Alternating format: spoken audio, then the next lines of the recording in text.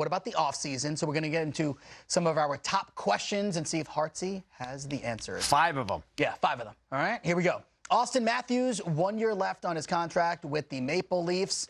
There is speculation that he maybe is interested in something short-term because of a future boost in salaries. Yep. What do you think happens with Matthews? I don't know if he actually wants to be there, to be honest. I don't know this for a fact. I'm just kind of throwing it out there. There's a lot of pressure there in Toronto. Obviously he's one of the biggest names, best goal scorers in the NHL. So, maybe he's trying to play this out to walk him right to free agency and sign wherever he wants to sign. There's going to be a lot of money lining up, a lot of teams lining up to ink a deal with him for as long as they possibly can and for as much money as basically Matthews wants, right? So he can put the puck in the net like no other. Can make plays, him and Marner and Nylander, those guys are top shelf guys. But, I don't know. It's just like, what do you think? Do you think he wants to be there? I mean, I kind of get the feeling that he does, but I also believe that there is something to be said about holding your own destiny. You're right. So if I can be a free agent when I want to be the free agent, and then I can move or not. All right, speaking of moving, let's talk a little bit about that. So we're going to go down to Philadelphia. There could be names on the move. So you're close to the situation. You know a lot going on down there. Give us a little something. Do you think anybody could be getting dealt? Well, Danny Briere, he's committed to a rebuild. He said that right when he's named interim GM. He said it when he got named by Keith Jones to be the GM. There are a few guys here they're looking to kind of get rid of and or trade to get some assets in, right? And Kevin Hayes, I think with Tortorella, they've had a little bit of falling out, whether it's a trade and keep half the salary or a buyout. Something like that is probably going to happen with Hazy. Hate to see it. He's such a good player, good guy. TK is probably the best, and Carter Hart probably the 2 biggest assets that you can get a big haul for a return, whether that be in first-round draft picks, a couple good prospects. Carter Hart is one of the best young goaltenders in the league, and he's got another year left on his deal. You're going to have to pay him $8-9 million on a rebuild team. I'm not sure if that's kind of the smartest thing to do.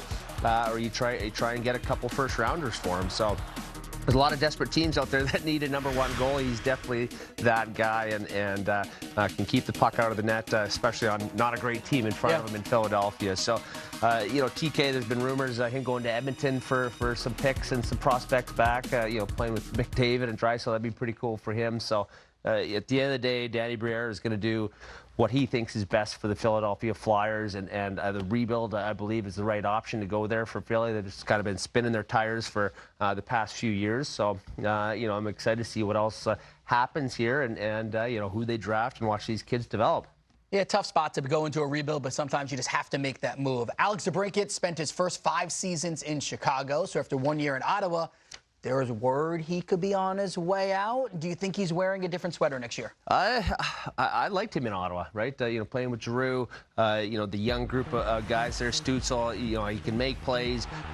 He can definitely put the puck in the back of the net. We saw that in Chicago, saw that this year there. So not too many guys that can snipe like that from his off wing on the power play. Ovechkin being one of the best ever to do it, maybe will be the best ever to put the puck in the net. I'm not comparing DeBrincat to Ovi, but he's got value out there if you want to bring in a little bit of assets to kind of replenish your draft pool. Maybe there's a prospect they like in some other team, and you got to sacrifice something to get a little bit younger or go in a different direction.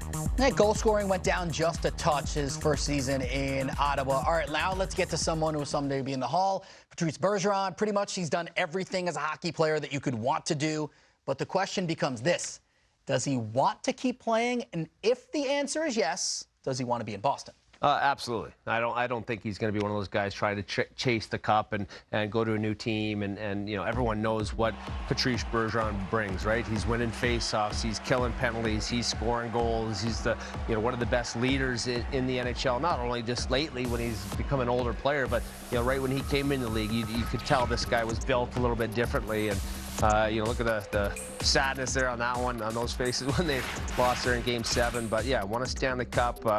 So many Selkes, as the league's best defensive forward, and he can put the puck in the net offensively. So if he is back next year, and that's what he said, is there a want for him to play? It's got to be burning inside of you to keep playing. And when I decided to hang up my jersey or my skates, it was, man, I don't really want to work out. I've been working out the past 20 years of my life, and it's like I don't have it to go to the gym and try and keep up with these young pups. And you almost have to train double as hard to keep up with these young guys, right? So it's do you have the fire, what it takes in June, in July, in August, start skating again, get in that shape? And it's a question for Patrice to answer, not for me. But if he's going to be back, he'll definitely be with the Bruins. I like it. All right, next one for you. There could be a major shakeup in Winnipeg. So when you look at this team, Hartsey, who are some stars that might be on their way out? I think Wheeler and Bones, the coach there, they kind of fell out of favor, right? You ripped the C off of his shoulder.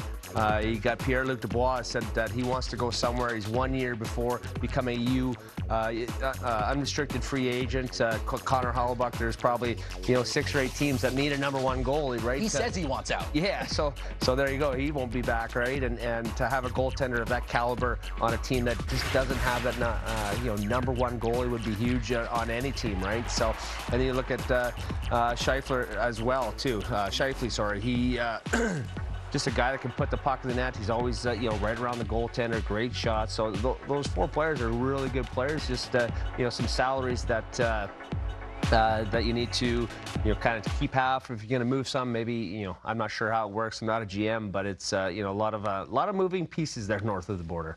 20-second overtime question here. Hellebuyck or Hart? Who would you rather have for one season next year? Carter Hart. Okay. All right.